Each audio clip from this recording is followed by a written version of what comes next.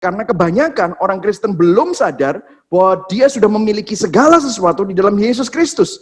Maka banyak dari kita yang masih berpikir bahwa kita tuh harus melakukan plus-plus.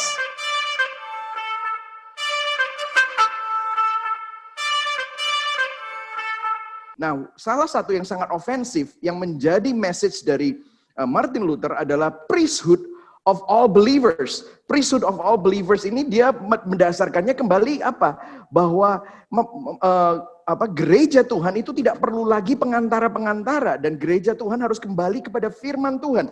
Makanya kalau kita bicara tentang semangat reformasi itu bukan denominasi tetapi merupakan sesuatu semangat untuk kembali kepada firman Tuhan, bukan kepada ajaran dogma manusia atau dogma gereja, tetapi firman Tuhan. Itulah sebabnya ada 5 sola reformasi. Yang pertama adalah sola scriptura, bahwa semua harus kembali kepada firman Tuhan, scriptures. Jadi bukan lagi apa kata hamba Tuhan, apa kata biarawan, apa kata kardinal, apa kata paus, tetapi kembali kepada sola scriptura. And priesthood of all believer itu bukan lagi melalui imam-imam lagi, karena pada saat itu Alkitab hanya ditulis dalam bahasa Latin dan dalam bahasa Yunani. Jadi hanya priest yang bisa. Dan pada saat itu Martin Luther mengambil inisiatif untuk menerjemahkan Alkitab dalam bahasa Jerman dan itu dibagi-bagikan kepada semua jemaat sehingga jemaat kembali menerima scriptures, bukan lagi dari tafsiran-tafsiran orang-orang tersebut. Dan kemudian mulai pada waktu kita membaca scriptures, kita menemukan Injil, bahwa pokok Injil, esensi dari Injil adalah bahwa you are saved by grace. Sola gracia, bukan melalui sakramen-sakramen, bukan melalui upacara-upacara, bukan lagi melalui pengantara-pengantara, tetapi by grace alone, dan diterima bukan dengan membayar, diterima bukan dengan pada waktu kamu bakar lilin, atau waktu kamu melakukan pemberian-pemberian dan pengorbanan-pengorbanan tertentu, tetapi sola fide, diterima oleh iman. Dan ini semua fokusnya bukan lagi kepada hal-hal yang lain, tetapi solus Christus. Jadi hanya Kristus saja, Christ alone, dan tujuan hidup manusia, tujuan hidup kita semua, karena kita dikembalikan dalam keadaan di mana Adam dan Hawa itu dulu belum jatuh dalam dosa, bahkan lebih, kita menerima justification, sanctification, glorification, dan kita hidup bukan untuk diri sendiri, bukan untuk negara, bukan untuk institusi gereja, tetapi untuk kemuliaan Tuhan. Makanya itu semua menjadi soli deo gloria.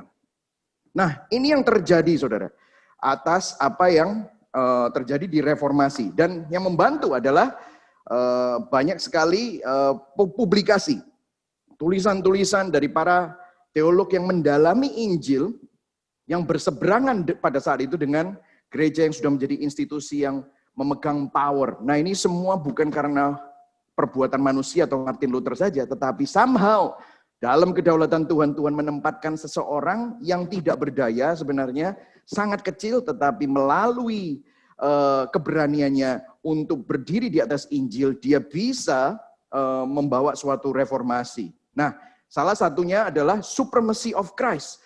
Ini nggak bisa diklik ya. Supremacy of Christ, preeminence of Christ, not just prominent, tetapi Kristus itu tidak tertandingi. Itu minggu lalu kita belajar mengenai itu di Kolose 1. Kemudian mujizat yang terbesar, saya memberikan sedikit refresher, bahwa mujizat yang terbesar itu bukan pada waktu kamu mengalami terobosan keuangan, sakit penyakitmu sembuh, tetapi mujizat terbesar adalah kamu diselamatkan. Kita semua bukan lagi orang yang durhaka dan mati rohani, tetapi kita semua menjadi anak-anak Allah dan Kristus tinggal di dalam kita. Dan ini yang menjadi tesis kita minggu lalu, bahwa solus Kristus, Yesus itu lebih dari segala-galanya, nothing less, nothing more. Yesus sempurna, tidak bisa lebih, tidak bisa kurang. Kalau sempurna bisa nggak ditambahin?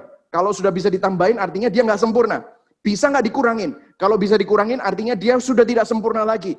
Itulah sebabnya kita masuk ke dalam minggu ini, kita ngomongin Jesus plus plus. Karena kebanyakan orang Kristen belum sadar bahwa dia sudah memiliki segala sesuatu di dalam Yesus Kristus. Maka banyak dari kita yang masih berpikir bahwa kita tuh harus melakukan plus-plus. Padahal hal tersebut mestinya bukan lagi syarat, tetapi merupakan ekspresi dari iman kita. Jadi hari ini kita akan bicara tentang hal itu. Nah, saya akan mengingatkan lagi surat Kolose itu dibagi 2 bagian, ya, 2 pasal mengenai Kristus, kemudian 2 pasal mengenai respon kita.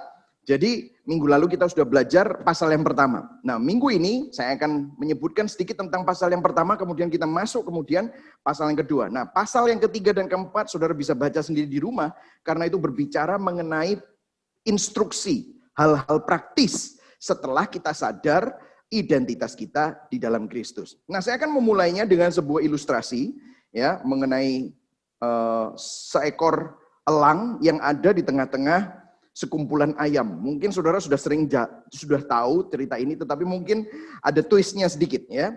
Suatu hari sebuah telur elang jatuh dari sangkarnya. Untungnya telur itu nggak pecah, kemudian ditemukan oleh seekor induk ayam. Dan disangka telur itu adalah miliknya. Berhari-hari telur elang itu dierami bersama dengan telur-telur ayam yang lain. Hingga akhirnya tibalah saat telur-telur itu menetas. Maka sang elang pun ikut menetas bersama dengan anak-anak ayam yang lain tanpa ia tahu bahwa dirinya adalah elang. Dia tahu dia adalah seekor anak ayam karena menetas bersama dengan anak-anak ayam yang lain dan dirawat juga oleh induk ayam. Nah, ayam itu biasanya lihat ke bawah dan kerjaannya bukan terbang tetapi lari. Nah, saudara, kalau saudara perhatikan, saudara bisa cek sendiri di Google, ayam kalau lari itu cukup cepat, ya. Cepatnya larinya ayam itu 9 km per jam. Cukup cepat. Bahkan anak kecil kalah, lebih cepat ayam, begitu saudara ya. Nah, makanya ada film Chicken Run ya, zaman dulu ya. Nah, karena apa? Dia cepat gitu ya, saudara. Nah, dia cepat banget. Nah, bayangkan elang ini akhirnya tumbuh menjadi dewasa, badannya besar. Sedangkan saudara-saudaranya yang dia pikir saudara-saudaranya adalah ayam yang lebih kecil dan larinya 9 km per jam. Nah, elang nggak bisa lari. Kakinya aja cakar, saudara. Cakarnya besar sekali. Jadi ayam-ayam yang lain mentertawakan dia. Hahaha, lu badannya gede banget. Lu kesian deh gak bisa lari kayak kita. Ayo kejar kita. Dia lari, tetap aja gak bisa. Di belakang sekali semuanya lari. Dan dia berpikir bahwa dia adalah ayam aneh. Dia berpikir dia adalah ayam yang minder. Dia berpikir bahwa dia adalah ayam yang abnormal. Dan ini yang terjadi. Sang elang belum tahu bahwa dia bukanlah ayam. Dia pun merenung dan memikirkan nasibnya dan perkataan teman-temannya. Sehingga ia berpikir, satu hari aku ini mau jadi apa? Aku nggak bisa seperti teman-temanku. Padahal di dalam dirinya tiap kali dia melihat angkasa, dia melihat langit, dia ada dorongan untuk terbang. Tetapi dia tidak sadar kalau dia bisa terbang. Dia pikir hidupnya adalah ada di tanah. Melihat tanah bersama dengan ayam-ayam yang lain. Satu hari dia melihat bahwa ada seekor elang yang terbang sebegitu cepat. Dia bilang, wah luar biasa sekali ya. I wish I can be like that. Sehingga aku nggak usah harus ditertawakan lagi. Saudara, ini merupakan sesuatu yang sangat-sangat menyedihkan. Tetapi beginilah keadaan orang Kristen dalam kehidupan kita. Kita semua. Kalau kita tidak sadar, we will never understand who we are until we understand who God is, who He is, yang tinggal di dalam kita. Banyak orang Kristen nggak sadar bahwa dirinya adalah bukan untuk hidup untuk dunia. Orang Kristen kadang-kadang nggak sadar bahwa dia itu diciptakan untuk sesuatu yang lebih besar daripada dunia. C.S. Lewis pernah berkata begini, kalau di dalam hidupmu segala sesuatu yang ditawarkan dunia itu tidak bisa membuatmu puas, jangan-jangan kamu diciptakan untuk sesuatu yang lebih besar daripada dunia. Kalau misalnya orang jomblo kepingin nikah, kalau udah nikah kepingin punya anak. Ada orang yang nikah bertahun-tahun gak punya anak, dia pengen punya anak. Setelah punya anak, satu gak cukup, punya anak dua. Anaknya dua-dua laki, kepingin punya anak cewek, gitu kan saudara. Nanti anaknya banyak, pusing, duitnya dari mana untuk membesarkan anak-anak itu. Saudara bisa melihat, orang yang kerja sama orang kepingin punya bisnis. Nanti kalau udah punya bisnis, enak ya kerja sama orang karena pusing banget sekarang punya bisnis. Harus mikirin pajak, mikirin gaji, aduh hidup gua susah. Saudara lihat gak? Bahwa ini adalah keadaan manusia. Manusia nggak pernah puas karena sebenarnya yang dia butuhkan itu bukan pekerjaan, yang dia butuhkan itu bukan cinta manusia, tetapi yang dia butuhkan adalah Tuhan. Dan inilah sebabnya kalau kita tidak pernah understand who we are in Christ, who we are in Jesus, maka kita nggak akan pernah sadar hidup kita ini dibuat untuk siapa. Bila kita tidak tahu identitas kita, tidak mungkin kita bisa memenuhi panggilan kita. Yang setuju katakan amin. Kalau Anda tidak mengenal siapa diri kita di dalam Kristus dan apa yang Tuhan sudah lakukan untuk kita, maka kita nggak akan bisa menghidupi panggilan kita seperti elang yang tetap berperilaku seperti ayam, hidup seperti ayam, padahal dia adalah seekor elang. Nah ini luar biasa sekali. Nah saya punya sebuah gambar ya, gambar di sini nih. Gambarnya ini mungkin saudara lihat, shiny banget, keren ya, keren banget. Nah mungkin saudara nggak tahu apa ini. Tetapi ini adalah suatu teknologi yang ada di telepon Anda, smartphone. Namanya Taptic Engine. Sejak iPhone 7, dan kalau nggak salah Samsung yang keberapa itu ya, tombol di smartphone itu udah nggak ada lagi. Betul ya? Kalau dulu kan ada tombolnya. Tetapi waktu Anda bisa mencet screen ini yang kelihatannya nggak ada tombolnya, saudara bisa ngerasa kayak ada yang kepencet, cetak gitu kan. Betul ya? Itu bahasa Surabaya itu. Ceklek gitu ya, cetak gitu. Bisa kayaknya ada yang klek gitu. Kok bisa ya? Padahal ini kan kalau nggak ada powernya kita nggak bisa ngerasain apa. Begitu ada power kayaknya kita klik sesuatu, kayaknya klik beneran, klek gitu. Saudara tahu itu benar-benar ada di dalam smartphone. Nah kalau saudara lihat, ini bendanya kecil. Bendanya itu benar-benar seakan-akan di luar smartphone insignifikan. Tetapi pada saat dia benar-benar ada di tempat yang tepat, maka benda ini benar-benar berguna. Berguna karena dia tahu desainnya untuk apa. Begitu juga kita semua diciptakan untuk suatu tujuan yang mulia. Karena tujuan benda itu diciptakan jelas. Maka Taptic teknologi ini diciptakan untuk tujuan. Dan kita diciptakan untuk tujuan yang mulia. Lebih dari sekedar cari uang.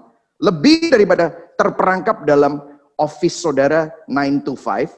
Lebih daripada perusahaan saudara, lebih daripada cuman hanya cari cinta dalam hidup ini. Makanya hari ini kita akan bicara mengenai hal itu. Nah kalau kita kembali ke Martin Luther tadi, kok bisa ya? Ini orang berani sekali. Kalau ngomongin tentang 1000 tahun. 1000 tahun itu, maksudnya gini, reformasi sampai sekarang itu cuma 500, tahun 17, 503 tahun. 503 tahun. Artinya nggak nyampe Dark Ages itu 1000 tahun. Tapi satu orang bisa berani melawan suatu institusi yang sudah 1000 tahun. Berkuasa dengan segala tentaranya. Bahkan sampai sekarang pun masih ada tentaranya di sana gitu loh saudara. Kok berani? Karena dia sadar akan identitasnya. Martin Luther begitu berani melakukan hal yang luar biasa. Menumbangkan praktek gereja dan konsep kekristenan yang salah. Yang sudah terjadi selama 1000 tahun. Bisa jatuh melalui apa yang dimulai. Meskipun dia memang hanya alat.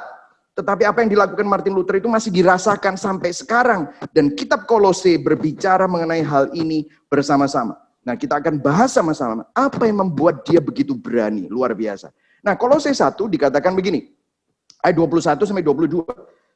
Kita baca sama-sama. Kalian semua yang ada di rumah kita bisa berinteraksi sama-sama. 1, 2, 3.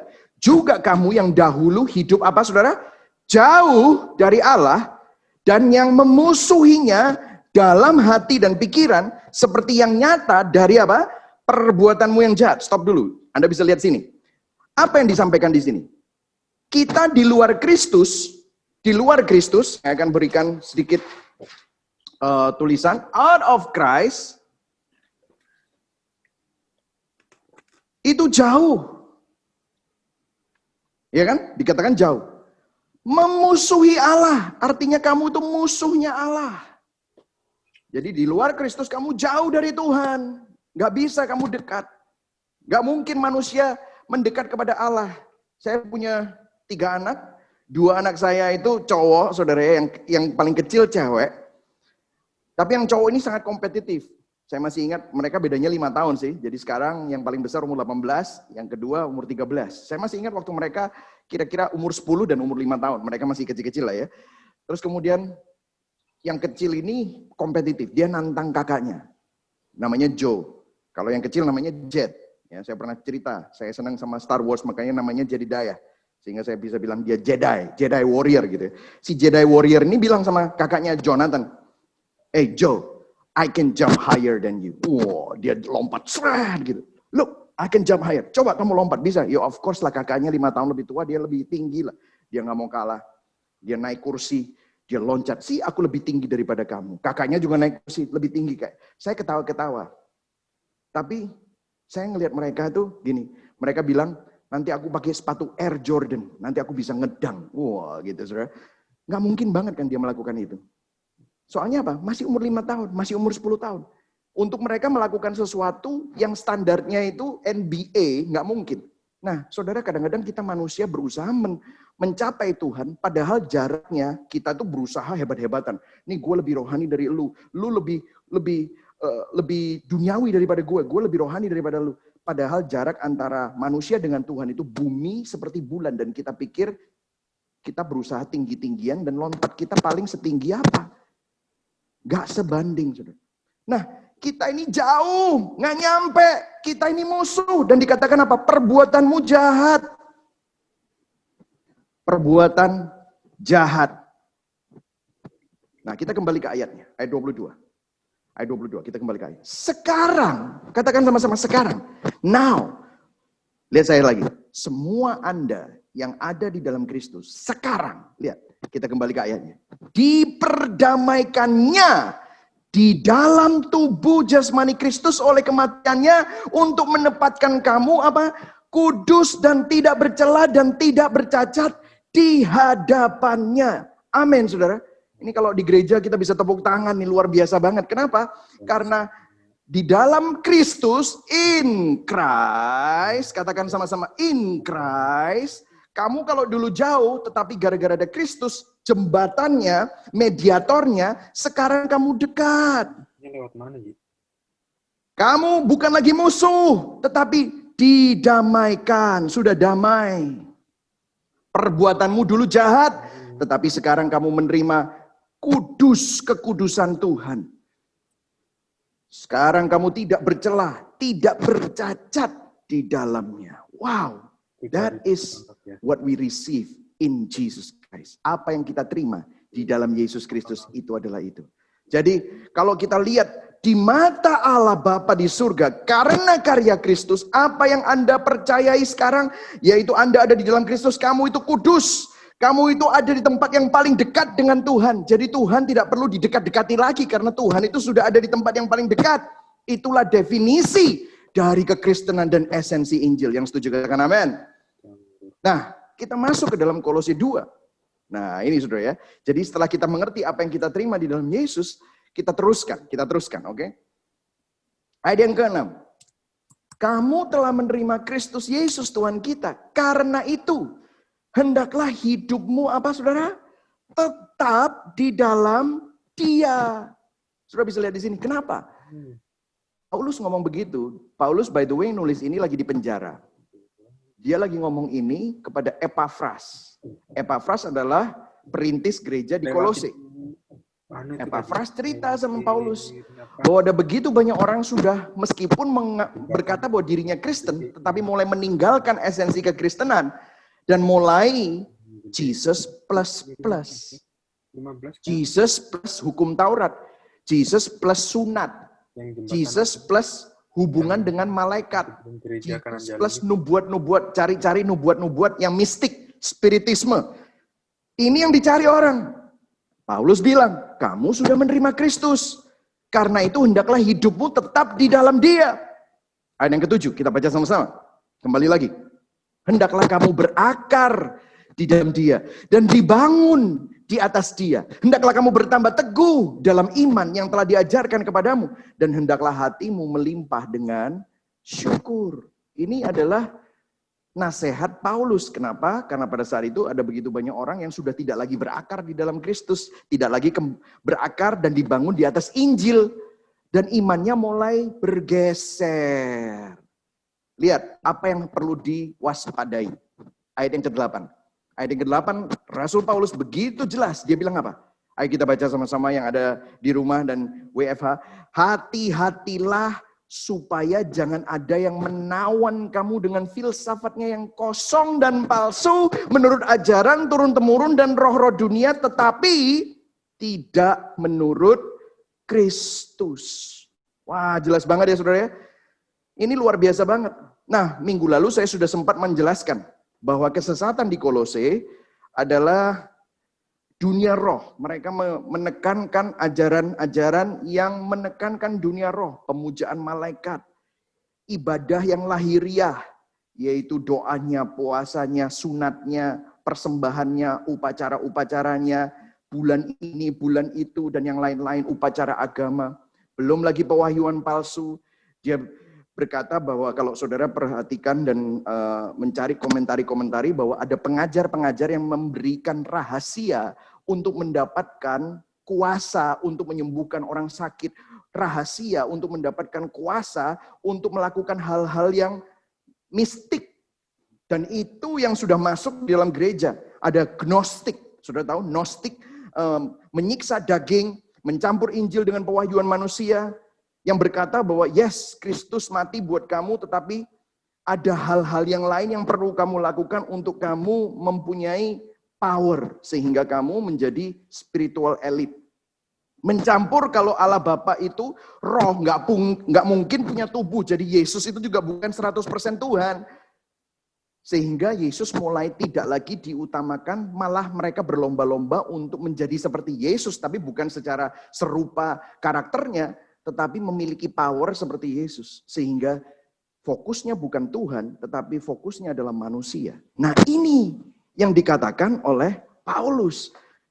Kalau kita bicara tentang itu, kok mirip-mirip ya terakhir-terakhir ini, bukankah di gereja-gereja, atau bahkan kalau kita nggak hati-hati, di dalam kekristenan kita bisa menekankan hal yang lain. Jesus plus plus. Jesus hanya aksesoris, bukan lagi yang terutama, bukan lagi yang menjadi preeminence.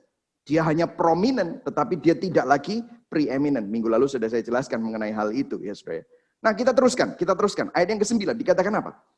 Sebab, jadi hati-hati tadi, kalau nggak hati-hati nanti kamu bisa nggak berakar lagi. Kenapa? Ayat 9, sebab dalam dialah berdiam secara jasmania seluruh kepenuhan kealahan, dan kamu telah dipenuhi di dalam dia. Dialah kepala semua pemerintah dan penguasa. Maksudnya apa? Saya ada 3 poin hari ini secara cepat saja.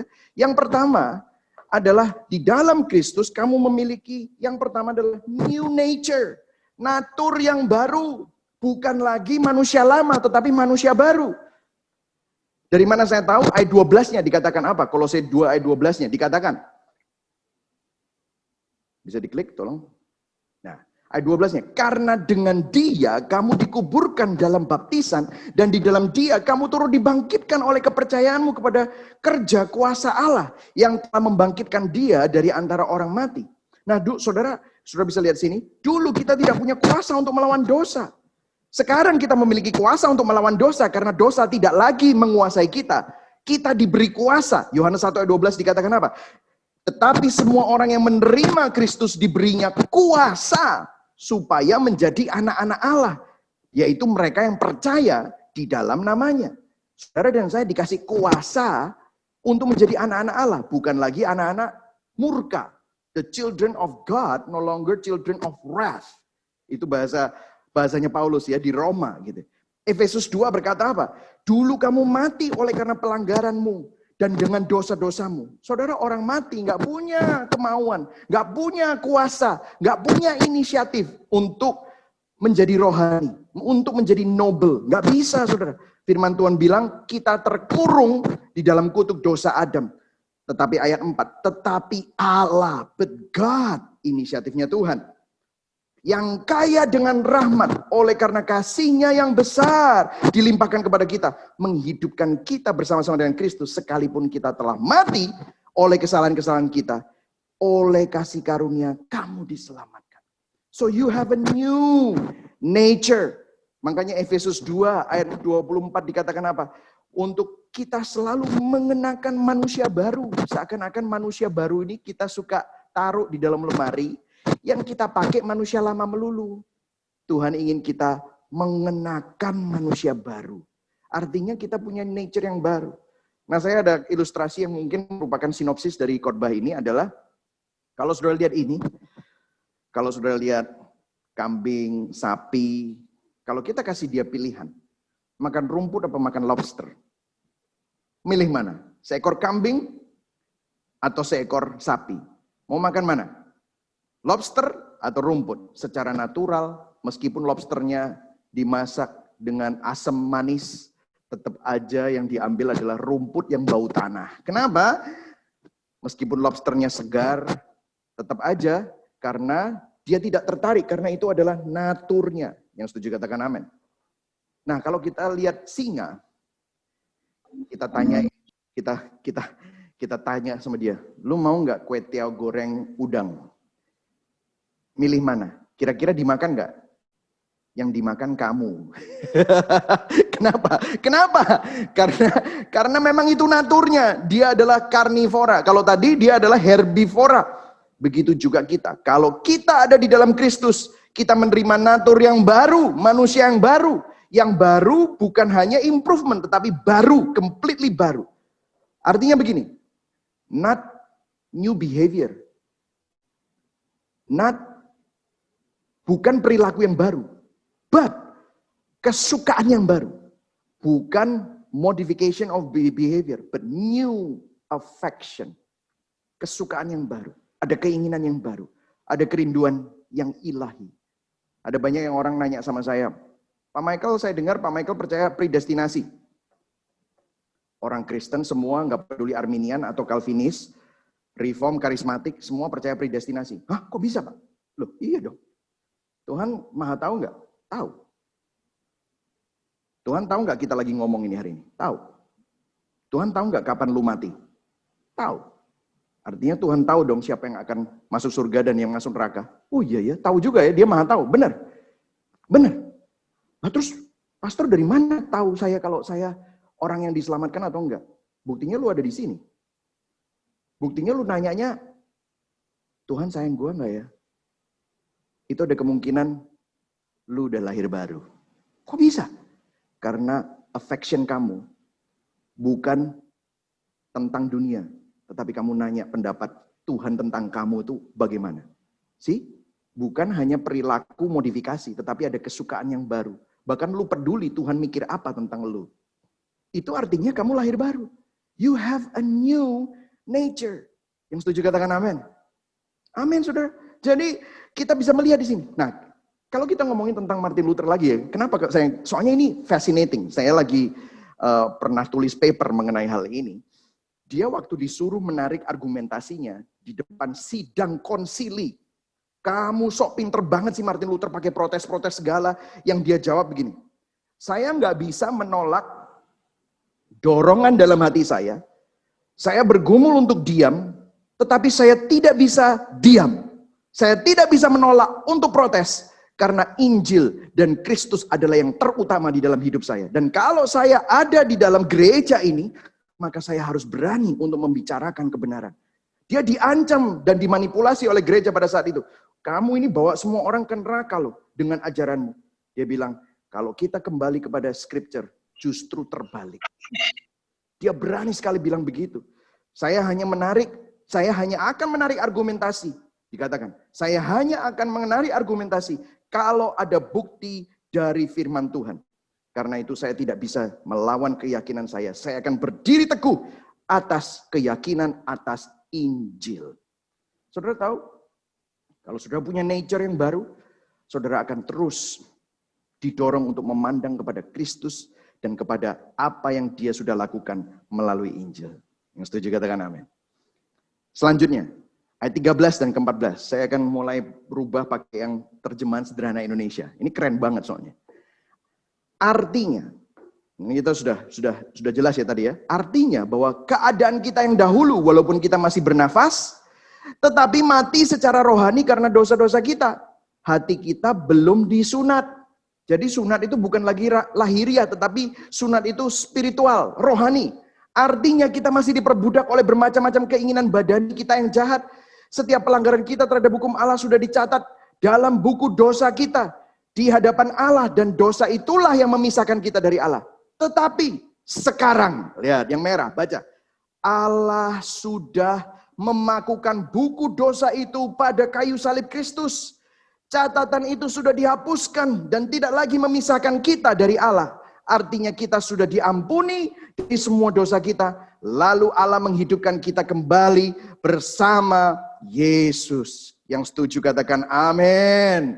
Men, ini kalau udah pas lagi onsite begitu ya, kita perlu tepuk tangan yang keras. Kenapa? Ini kebenaran, ini kebenaran. Buku dosa kita. Bahasa Indonesia terjemahan baru dikatakan surat hutang dosa kita. Inggrisnya adalah the record of our sin. Buku dosa kita sudah dihapus. Jadi yang pertama tadi, we have new nature, natur yang baru. Yang kedua adalah we have new record. Wow, ini keren banget. Kita ke papan ya. Saya udah tulis nih di sini. Ini surat hutang dosa kita nih. Surat hutang dosa kita. Siapa di sini yang pembohong? Siapa di sini yang nggak pernah bohong? Lu baru bohong lagi kalau lu angkat tangan. Siapa di sini yang sombong? Siapa di sini yang serakah, hawa nafsu, mencuri, membunuh, zina, iri hati, munafik, dendam? These are all surat hutang kita.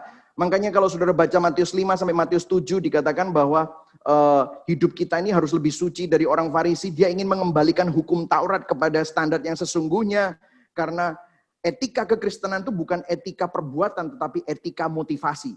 Motivasi kita, meskipun kita melakukan perbuatan baik, tetapi kalau motivasi kita itu sebenarnya untuk kepentingan pribadi, itu sudah berdosa. Itulah sebabnya hutang dosa kita ini banyak sekali. Menurut firman Tuhan tadi, hutang dosa kita itu apa? Dipakukan, itu sudah disobek, sudah tidak ada lagi, sudah dibuang. It's no longer, udah nggak ada lagi. Dan ini dibuang. Baca ya, ada ayatnya nih. Lihat. Di Mika dilihat. Siapakah Allah seperti engkau yang mengampuni dosa dan yang memaafkan pelanggaran dari sisa-sisa miliknya sendiri, yang tidak bertahan dalam murkanya, untuk seterusnya melainkan berkenan kepada kasih setia. Biarlah ia kembali menyayangi kita, menghapuskan kesalahan-kesalahan kita dan melemparkan segala dosa kita di dalam tubir-tubir laut. Wow. Saudara tahu, Mika menubuatkan akan ada satu era di mana tidak diperlukan lagi persembahan-persembahan. Tetapi Tuhan mengampuni melalui karya Kristus. Sehingga dosa kita tidak diingat lagi. Tetapi dosa kita mempunyai new record. Meskipun dosamu merah seperti kermisi, kamu menjadi putih seperti salju. Wow, ini adalah kabar baik, saudara. Ini merupakan sesuatu yang luar biasa.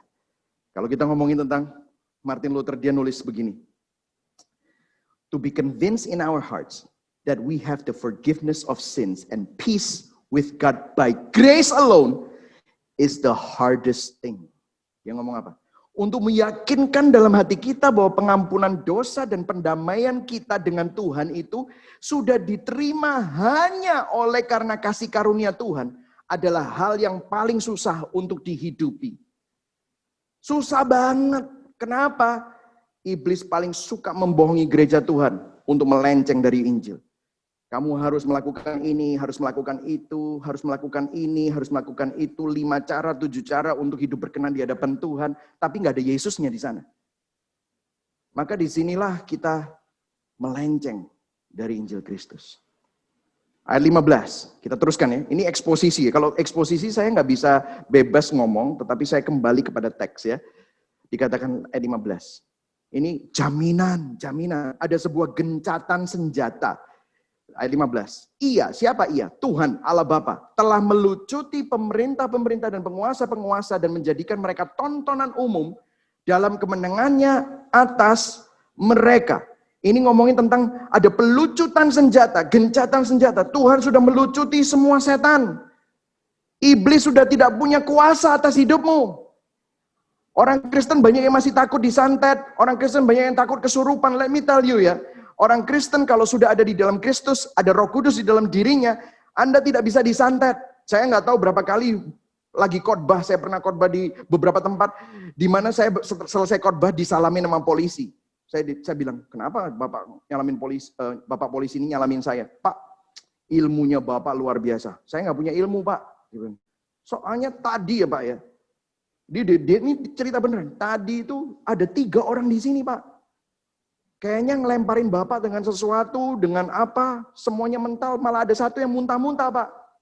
Dalam hati saya, kenapa lu biarin gitu, saudara. Dia kan polisi begitu, saudara. Cuman saya nggak harus begini. Nggak ada gitu, saudara. Ada Roh Kudus. Ada beberapa kesaksian jemaat-jemaat di mana pegawai-pegawainya diganggu oleh penghuni dari sebuah, maksudnya pabriknya gitu ya. Tapi saya tanya sama dia, bagaimana dengan kamu? Bagaimana dengan anak-anakmu? Bagaimana dengan istrimu? Nah anehnya pastor, kita nggak pernah diganggu apa-apa. Sih menunjukkan bahwa iblis nggak bisa mengganggu kita. Roh yang ada di dalam kita jauh lebih besar daripada roh yang ada dalam dunia ini. Saudara, ini merupakan kebenaran yang luar biasa. Kenapa? Karena ada gencatan senjata. Tuhan sudah melucuti semua apa yang iblis lakukan. Iblis paling pintar apa? Mengintimidasi kita, menuduh kita, mengingatkan kita akan dosa-dosa yang lama. Dia sudah tidak punya senjata yang lain. Dia hanya menipu kita, mengintimidasi kita. Tetapi kalau saudara tahu siapa saudara, saudara punya new nature, saudara punya new record, you don't have to worry. Yang setuju katakan amin. Karena Anda ada di dalam Kristus. Katakan, I am in Christ. Saudara tahu, Rasul Paulus menulis 216 kali kata-kata in Christ di dalam perjanjian baru. Di dalam surat-suratnya. 216 kali, artinya ini penting. In Christ, through Christ, ya, melalui Kristus, oleh Kristus, di dalam Kristus. Itu diulang-ulang terus oleh Rasul Paulus. Selanjutnya, 16-18, saya hampir selesai. Karena itu janganlah kamu biarkan orang menghukum kamu. Stop dulu. Jangan biarkan orang menghukum siapa? Kamu. Ayo kita terusin. Mengenai makanan dan minuman atau mengenai hari raya, bulan baru, ataupun hari sabat. Kita ini udah di perjanjian baru, jangan kembali kepada perjanjian lama. Ayat 17. Semuanya itu hanyalah bayangan dari apa yang harus datang. Sedang wujudnya ialah Kristus. Yang setuju katakan amin. Ayat 18. Nih, key. Janganlah kamu biarkan kemenanganmu digagalkan oleh orang yang pura-pura merendahkan diri dan beribadah kepada malaikat. Serta berkanjang pada apa? Penglihatan-penglihatan. Dan tanpa alasan membesar-besarkan diri oleh pikirannya yang duniawi. Wow. Ini adalah poin saya yang terakhir. Yang ketiga. Tadi ada new nature. Yang kedua, new record. Yang ketiga, new position. Barang siapa yang ada di dalam Kristus, dia adalah ciptaan baru. Bukan hanya itu. Kalau Allah ada di pihak kita, siapa yang ada? Siapa yang bisa melawan kita? Kita lebih dari pemenang. We have a position yang tidak tergoyahkan. Posisi kita baru. Bukan hanya new nature. Bukan hanya lembaran baru, new record, tetapi we have a new position. Yang setuju katakan amin. Kemenangan sudah ada dalam hidup kita. Itu bukan sesuatu yang harus diraih, tetapi kita terima karena itu merupakan pemberian. Itu bukan sesuatu yang we have to achieve, but it's receive. Kita harus menghidupinya. Di dalam Kristus, yang tadi ini ya, di dalam Kristus kita sudah dekat, kita sudah damai, kita sudah kudus. Yang setuju katakan amin. Kalau kita doa, kita bukan doa supaya menang. Tetapi kita berdoa dari titik kemenangan. Karena kita lebih dari pemenang. Peperangan rohani kita seringkali waktu kita berdoa, kayaknya kita ini belum menang. Peperangan rohani kita adalah seakan-akan kita ini kayak Tuhan sama iblis itu lagi tembak-tembakan atau kayaknya lagi di dalam ring dan seimbang lawannya dan rekornya sama. No, that's not the case. Tetapi waktu kita peperangan rohani, waktu kita berdoa, supaya jangan kemenangan yang sudah kita miliki itu digagalkan oleh kebohongan iblis. Yang setuju katakan amin. See the difference? Itu adalah suatu perubahan paradigma. Dan ayat selanjutnya. Apabila kamu telah mati bersama-sama dengan Kristus dan bebas dari roh-roh dunia, mengapakah kamu menaklukkan dirimu pada rupa-rupa peraturan, seolah-olah kamu masih hidup di dunia? Jangan jamah ini, jangan kecap itu, Jangan sentuh ini, semuanya ini hanyalah mengenai barang yang binasa oleh pemakaian dan hanya menurut perintah-perintah dan ajaran-ajaran manusia. Ayat 23. Peraturan-peraturan ini walaupun nampaknya penuh hikmat dengan ibadah buatan sendiri, seperti merendahkan diri, menyiksa diri, tidak ada gunanya selain untuk memuaskan hidup duniawi. Wow. Minyak urapan ini, air suci ini, elemen-elemen ini. Jujur saudara, saya pernah ditanyain sama jemaat, Pak, saya ini dikasih instruksi, jalan 2 langkah, siram air, sebarkan garam, katakan dalam nama Yesus, nanti katanya berkat akan masuk ke dalam rumah saya. Nah, saudara, apakah itu kunci atau Kristus cukup? Karena kita mempunyai new record, kita mempunyai new nature, new position in Christ. Itu yang terjadi. Kita gampang untuk dibohongi Jesus plus plus kalau kita tidak sadar akan natur kita yang baru, lembaran kita yang baru, dan posisi kita yang baru. Itulah sebabnya Martin Luther mempunyai sebuah quote. Every week I preach justification by faith alone to my people because every week they forget about it. Dan diteruskan. Saya akan tutup dengan ini. Every day I preach the gospel to myself. Ini Martin Luther bilang, because I forget it every day. Saudara, melalui kebenaran ini, saya memiliki sebuah confidence bukan pada diri saya, tetapi hanya kepada Kristus. Karena begini, saya seorang gembala sidang, potongannya nggak sesuai dengan gembala sidang. Saya nggak mau jadi gembala sidang. Saya sebenarnya sekolahnya adalah insinyur. S1 saya adalah Food Process Engineering. S2 saya adalah MBA, Master Business of Administration in Finance. Emang saya punya berambisi untuk jadi orang kaya dulu. Dan memang maunya ada di profesional. Tetapi somehow, kalau Tuhan sudah memanggil, saya tidak bisa lari kemana-mana. Tetapi waktu saya dulu mulai menjadi hamba Tuhan, berdasarkan Jesus plus plus, saya berusaha dengan kekuatan saya untuk mendapatkan yang namanya urapan. Untuk mendapatkan perkenanan. Saya berusaha melakukan hal-hal macam-macam, bahkan berkorban, memberi secara finansial untuk berusaha supaya saya diberkati. Sampai akhirnya saya mengalami krisis demi krisis demi krisis, sehingga akhirnya apa yang saya percayai itu digoncangkan dengan Tuhan. Sampai saya mulai menemukan Injil. Di mana saya mulai berubah. Saya mulai belajar bagaimana ternyata hidup saya semata-mata adalah karena sola gratia. Hidup bukan dari perbuatan saya, sola fide. Saya menaruh hati saya bukan kepada perbuatan yang saya lakukan dan pelayanan-pelayanan saya, tetapi apa yang Kristus sudah lakukan. Dan hidup saya bukan untuk saya, bukan untuk kemuliaan saya, tetapi soli Deo Gloria. Saudara, saya gagal berkali-kali. Sebagai suami saya gagal, sebagai gembala sidang dan pendeta saya gagal. Tetapi pada waktu saya gagal, saya kembali kepada Kristus. Saya diingatkan, kamu punya natur yang baru. Itulah sebabnya kamu kepingin bertobat toh? Iya ya Tuhan. Aku gagal karena aku masih mengenakan manusia lama. Terima kasih untuk natur yang baru. Tapi aku udah berdosa. Remember, new record. Saya sudah punya lembaran yang baru. Maka saya dengan mudah untuk minta maaf. Sama istri saya, sama anak saya, sama staff saya, sama saudara saya, brothers and sisters in Christ. Kalau saya orangnya nggak sempurna, I can blow up, I'm perfectionist, I can offend somebody, but I learn to apologize to them. Karena apa? Tuhan sudah mengampuni saya. Saya tahu bahwa rekor saya bukan karena saya sempurna. Makanya kita punya hashtag bukan tempat untuk orang sempurna. Tapi kita semua disempurnakan oleh kasih karunia Tuhan. Dan kemudian ini yang membuat saya punya confidence bukan pada diri saya. Dulu kalau saya berkhotbah dan banyak orang respon. Wah, kita sih bilangnya begini. Wah, segala kemuliaan buat Tuhan. Tetapi dalam hati segala kemuliaan bagi rata. Karena gue juga hebat.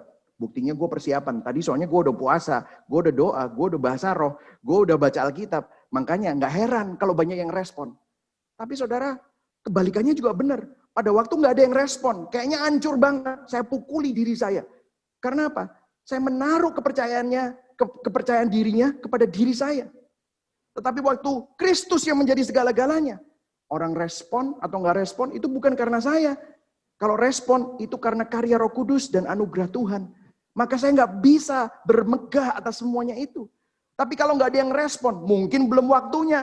Saya sudah melakukan segala-galanya yang saya bisa untuk mempersiapkan, tapi kalau nggak ada yang respon, itu adalah kedaulatan Tuhan. Maka saya tahu, ini tidak akan kembali sia-sia. Ini hanya benih, satu hari pasti oleh kuasa Roh Kudus dan anugerah Tuhan, orang itu akan menerima Injil. Domba-dombaku akan mendengar suaraku. Sehingga apa yang terjadi? Saya bisa rest dalam apapun yang saya lakukan. Saya tidak lagi jaga image, saya tidak lagi berusaha dengan kekuatan saya, tetapi saya bersandar kepada apa yang Kristus sudah lakukan di dalam diri kita semua. So, you have a new nature. You are born again in Christ. You have a new record. And you have a new position. Jangan kompromikan itu. Karena Kristus bayar mahal buat itu semua. Supaya kita hidup di dalam Dia. Mari sama-sama kita berdoa. Bapa di dalam surga, we thank you so much for the gospel. We thank you so much that Christ is enough. Kristus cukup buat kami Tuhan. Ajar kami Tuhan tidak menaruh percaya diri kami pada diri kami sendiri. Tapi kami menaruh percaya kami hanya kepada apa yang Kristus lakukan. Esensi Injil bukan untuk menjadikan orang baik jadi makin baik, atau orang jahat jadi baik, atau orang yang melayani Engkau semakin diberkati, dan orang yang tekun semakin menerima urapan. Tetapi apa yang Kristus sudah lakukan buat kami semua. Kristus sudah selesaikan buat kami semua. Dan kami menaruh hidup kami di dalam Engkau. Biarlah hidup kami yang sudah ada di dalam Kristus. Hidup kami bukannya kami lagi, tapi Kristus yang tinggal di dalam kami. Kami hidupi setiap hari Tuhan. Di dalam nama Bapa, Putra, dan Roh Kudus, sebentar kami akan masuk Q&A. Biarlah Engkau tetap berkarya di tengah-tengah kami. Di dalam nama Tuhan Yesus, yang percaya sama-sama katakan. Amin.